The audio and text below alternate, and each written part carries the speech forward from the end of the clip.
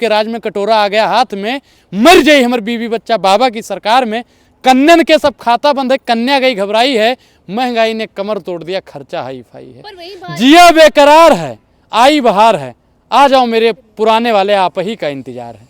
अगर मोदी जी मुझे मिल जाए तो मैं उस काम के लिए उन्हें आई लव यू भी बोलना चाहूँगा, क्योंकि युवाओं के लिए पकौड़ा योजना और अरबपतियों के लिए भगौड़ा योजना भारतीय जनता पार्टी ने हिंदू मुसलमान के नाम पर तोड़ा है, दलित और ब्राह्मण के नाम पे तोड़ा है। भारतीय जनता पार्टी तोड़ने का काम करती है, लूट डालो, फूट डालो और देश की संपत्ति को लूट डालो तक पहुंचा जाएगा, क्योंकि जनता तक भारतीय जनता पार्टी नहीं पहुंच पाती है, और ना ही हम लोगों का जो मोटिव है, हम लोगों का जो आवाज़ है वो भी आम जनता तक नहीं पहुंच पाता है, क्योंकि जो गोदी मीडिया है वो भी उन्हीं का है। मैं कहता हूँ 1 महीने के लिए मुझे जितनी भी जांच एजेंसियां हैं और मीडिया है सब मुझे मिल जाए, भारतीय जनता पार्टी का सब सूपड़ा साफ हो जाएगा। भारतीय जनता पार्टी के पास ना रहेगी बांस, ना बजेगी बांसुरी, और उनको भी चंदा के लिए कटोरा, मोदी आपके राज में कटोरा आ गया हाथ में, मर जाई हमर बीवी बच्चा बाबा की सरकार में, कन्नन के सब खाता बंद है, कन्या गई घबराई है, महंगाई ने कमर तोड़ दिया, खर्चा हाई फाई है, जिया बेकरार है, आई बहार है, आ जाओ मेरे पुराने वाले आप ही का इंतजार है। पर वही भाजपा कहते हैं 70 साल में इतना घोटाला किया, भ्रष्टाचार, इतना लूट के खाई। मैडम दुनिया का सबसे बड़ा घोटाला जो था वो कारगिल युद्ध का ताबूत घोटाला था, जो 13 दिन के लिए, 13 घंटे के लिए, 13 महीने के लिए प्रधानमंत्री बनता था, वो दुनिया का सबसे बड़ा घोटालेबाज था, जिसे भारतीय जनता पार्टी में शामिल किया गया अटल बिहारी वाजपेयी जी। अब बताइए कि 13 दिन में भैया जो घोटाला कर लेता हो वो 10 साल में कितना घोटाला किया होगा। और आप पूर्ववर्ती सरकार की बात करते हैं तो पूर्ववर्ती सरकार ने कोई घोटाला नहीं किया। एक घंटे में चावल निर्यात घोटाला भाजपा वाला कर लेता था मैडम, ताबूत घोटाला, कोयला घोटाला, पता नहीं कितना घोटाला इन्होंने किया है। कॉमनवेल्थ घोटाला जानते हैं किसके उसमें हुआ? नहीं, मैं जानता हूँ, लेकिन आप बताइए कि चावल निर्यात घोटाला किसकी सरकार में हुआ था, बताइए। आपको कांग्रेसियों का बहुत याद रहता है। आप भी याद रखिए। नहीं, हम आप भी घेरते हैं। नहीं, कांग्रेसियों का आपको बहुत याद रखता है। ऐसा लगता है कि आप प्रवक्ता बन के आती हैं, पत्रकार बन के नहीं। पत्रकार का काम होता है महंगाई पर सवाल पूछा जाए। अनुराग ओझा बताइए महंगाई को कैसे कम किया जाए, अनुराग ओझा बताइए बेरोजगारी को कैसे कम किया जाए, अनुराग ओझा बताइए शिक्षा संस्था को कैसे कम किया जाए, अनुराग ओझा बताइए ई घोटाला किसके सरकार में हुआ था, वो घोटाला किसकी सरकार में हुआ था। अरे भाई, घोटाला हुआ था तब हुआ था, लेकिन आज जो घोटाला हो रहा है उस पर कोई पत्रकार सवाल नहीं पूछ रहा है। शर्म आनी चाहिए। अपने आप को पत्रकार कहते हो आप लोग। मैं फिर बताता हूँ कि मीडिया, आप लोगों को बुरा लगेगा, इसका मेन कारण यही है कि मीडिया हमारी नहीं है सर। 1 महीने के लिए निष्पक्ष मीडिया हो जाए, निष्पक्ष जांच एजेंसियां हो जाएं। आप लोग दिखाते क्या हो और वास्तविक क्या होता है। आप लोग कच्चा आम दिखा देते हो और पकड़ाते क्या हो, जनता तक क्या पहुंचता है, शिमला मिर्च। आपको याद होगा कि राजीव गांधी जी ने कहा था कि मैं जब यहाँ से 1 रुपया भेजता हूँ तो आम जनता तक 10 पैसा पहुँचता है, ठीक। और आज अगर मोदी जी 1 रुपया भेजते हैं तो 10 पैसा भी जनता के पास नहीं पहुंचता। क्यों? क्योंकि मीडिया है।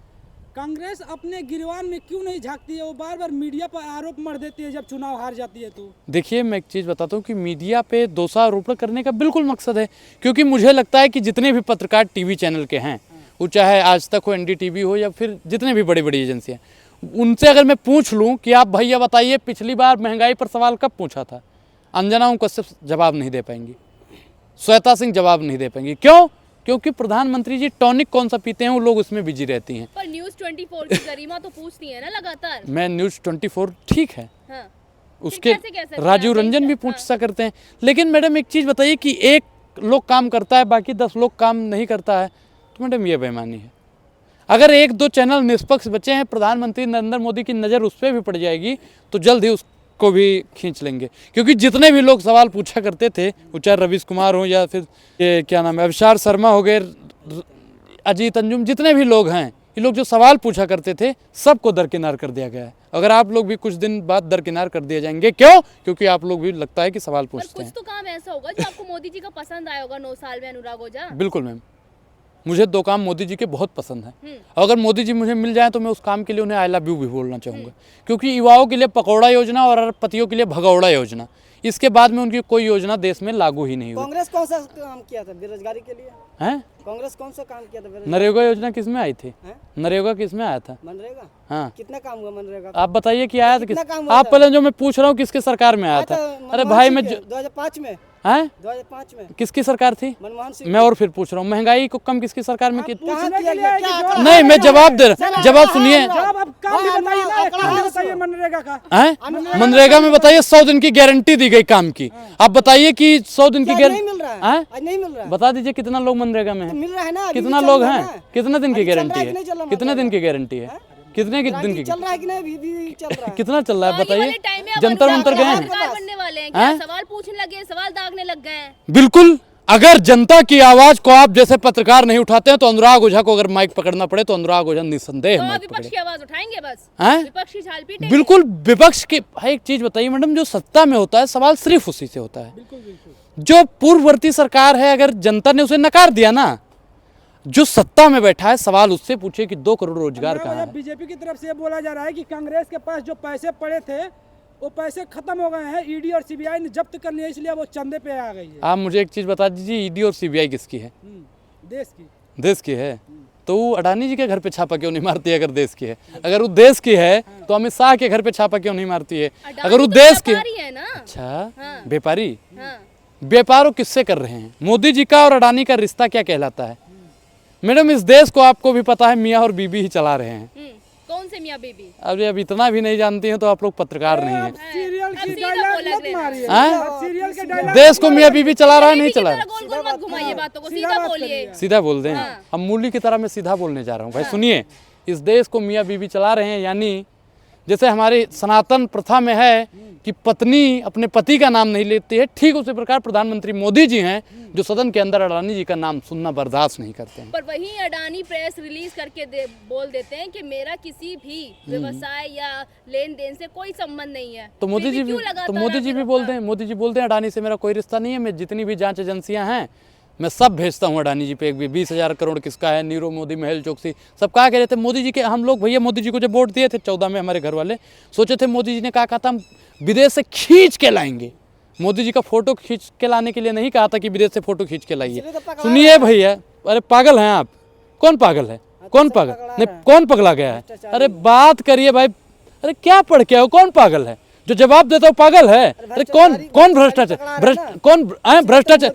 सुनिए, मोदी जी पगला गए हैं, मोदी जी भ्रष्टाचारी पगला गए हैं क्या? अरे भाई क्या, नीरव मोदी को लाए, मेहुल चोकसी को लाए, विजय माल्या को लाए। सुनिए, कार्रवाई कब करेंगी? जब सरकार चली जाएगी तब कब करेंगे कार्रवाई बताइए?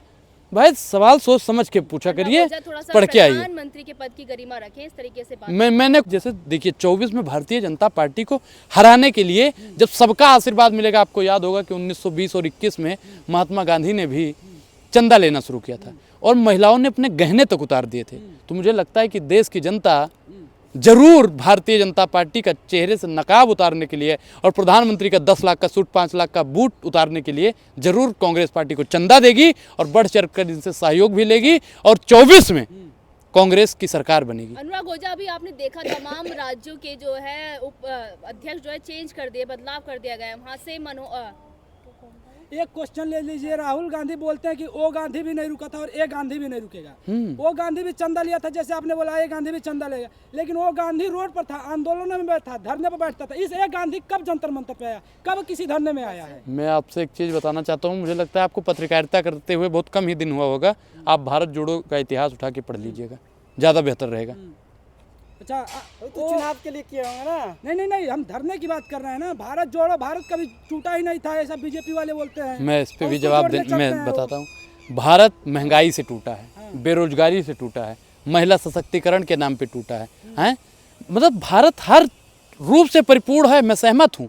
लेकिन भारतीय जनता पार्टी ने हिंदू मुसलमान के नाम पर तोड़ा है, दलित और ब्राह्मण के नाम पे तोड़ा है। भारतीय जनता पार्टी तोड़ने का काम करती है, लूट डालो, फूट डालो और देश की संपत्ति को लूट डालो। और कांग्रेस पार्टी जो है वो कहती है कि मोहब्बत से चलेंगे, भाईचारे से चलेंगे, एकता से चलेगा, अखंडता से चलेगा। ये देश में मोहब्बत की दुकान अगर खोलेगा तो राहुल गांधी ही खोलेगा। महिला सशक्तिकरण की बात कर रहे हैं, महिला सशक्तिकरण 33% जो आरक्षण है महिलाओं के मोदी जी लागू करते हैं। कर दिया उसका। आप बताइए, पास तो हो गया है, लागू कब होगा? और मैं एक चीज़ और आपको बता दूं कि जब पूर्ववर्ती सरकार, कांग्रेस की सरकार इसका समर्थन कर रही थी तो सबसे ज़्यादा अगर कोई विरोध करने वाली पार्टी थी तो भारतीय जनता पार्टी थी। भारतीय जनता पार्टी महिलाओं का हितैषी नहीं हो सकता है। आपने इंडिया अलायंस की बात की, इंडिया अलायंस मैडम बहुत मजबूती से लड़, मैडम वो 2024 में मैडम देखिए, मैं गारंटी देता हूं कि इंडिया अलायंस जो है बहुत मजबूती से लड़ेगा और भारतीय जनता पार्टी को धूल चटा देगा। आप लोग भारतीय जनता पार्टी की तरफ से चापलूसी करने की जरूरत नहीं है। जो मीडिया और सोशल मीडिया जो वहां से फोटो भेजती है